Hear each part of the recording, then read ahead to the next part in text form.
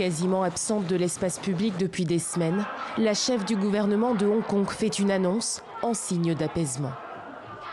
Il existe toujours des doutes persistants sur la sincérité du gouvernement ou des inquiétudes sur le fait que le gouvernement puisse relancer le processus devant le Conseil législatif.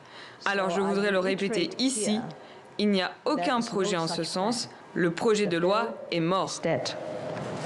Carrie Lam reconnaît un échec du gouvernement et propose de rencontrer les représentants des étudiants.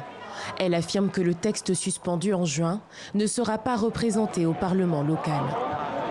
Une main tendue qui ne convainc pas.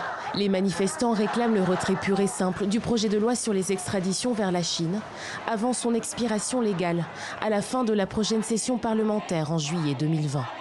L'un des principaux groupes de Hong Kong à l'origine de la mobilisation maintient la pression. Si nos 5 revendications ne sont toujours pas entendues par Carrie Lam et son gouvernement, le Forum des droits de l'homme civil continuera à tenir des manifestations et des rassemblements. Depuis des semaines, Hong Kong fait face à une contestation historique. La jeunesse exige des réformes démocratiques et le maintien du principe un pays, deux systèmes. Outre le retrait du texte, les protestataires réclament la démission de Carrie Lam ou encore l'ouverture d'une enquête indépendante sur la répression menée par la police lors de violentes manifestations.